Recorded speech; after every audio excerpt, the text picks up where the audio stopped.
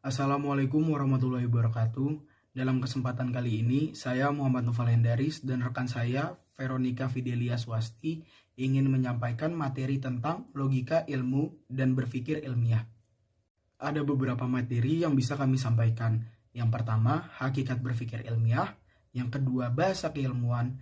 Yang ketiga, kriteria metode berpikir ilmiah. Dan yang terakhir, kelemahan berpikir ilmiah. Hakikat berpikir ilmiah. Proses berpikir ilmiah adalah suatu proses berpikir yang menghasilkan suatu pengetahuan, diiringi dengan mencari kebenaran secara logis dan analitis. Berpikir ilmiah merupakan suatu pola pikir manusia untuk mengembangkan ilmu pengetahuan. Komponen yang diperlukan dalam pengembangan pola pikir manusia diantaranya: 1. Fakta yang akan dijadikan sebagai objek berpikir. 2. Indera untuk menyerap fakta yang dipikirkan. 3. Otak sebagai penerjemah setiap fakta yang didapatkan. 4. Dan informasi sebelumnya yang digunakan untuk memahami fakta yang sedang dihadapi. Bahasa keilmuan.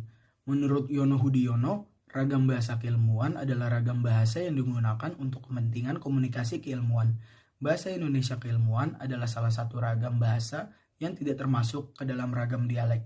Dipakai dalam suasana resmi oleh para cendekiawan untuk mengkomunikasikan ilmu pengetahuan baik secara tulisan maupun lisan. Menurut Syafi'i 1992 8-9, ragam bahasa keilmuan memiliki ciri-ciri yaitu cendekia. Bahasa Indonesia keilmuan itu mampu digunakan untuk mengungkapkan hasil berpikir logis secara tepat, lugas dan jelas. Bahasa Indonesia keilmuan digunakan untuk menyampaikan gagasan ilmiah secara jelas dan tepat. Gagasan sebagai pangkal tolak. Bahasa Indonesia keilmuan digunakan untuk orientasi gagasan. Hal itu berarti menonjolkan di arah pada gagasan atau hal-hal yang diungkapkan, tidak pada tulisan.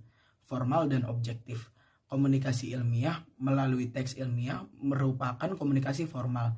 Hal ini berarti bahwa unsur-unsur bahasa Indonesia yang digunakan dalam bahasa Indonesia keilmuan adalah unsur-unsur bahasa yang berlaku dalam situasi formal atau resmi. Pada lapisan kosakata dapat ditemukan kata-kata yang berciri formal dan kata-kata yang berciri informal. Selanjutnya, saya ingin membahas mengenai kriteria mode dalam berpikir ilmiah. Dalam melakukan proses berpikir ilmiah untuk mendapatkan sebuah ilmu, pastinya kita didukung oleh pelaksanaan yang disebut dengan penelitian atau. Dan dalam melakukan proses sikap ilmiah itu ada 9 sikap. Yang pertama adanya rasa ingin tahu, yang kedua ada sikap skeptis, yang ketiga kritis, yang keempat objektif, yang kelima jujur, keenam disiplin, ketujuh tekun, 8 terbuka, dan yang terakhir adalah rasa tanggung jawab.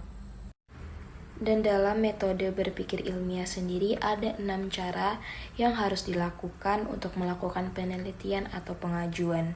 Yang pertama adanya permasalahan. Yang kedua penyusunan kerangka teoritis. Yang ketiga merumuskan hipotesisnya. Yang keempat menguji hipotesis secara empirik. Yang kelima melakukan pembahasan dan menarik kesimpulan. Selanjutnya saya ingin membahas mengenai kelemahan dalam berpikir ilmiah. Yang pertama, metode berpikir ilmiah tidak dapat digunakan kecuali pada pengkajian objek-objek material yang didapat di indera. Lalu yang kedua adalah cara berpikir ilmiah ini mengasumsikan adanya penghapusan seluruh informasi sebelumnya tentang objek yang akan dikaji dan mengabaikan keberadaannya.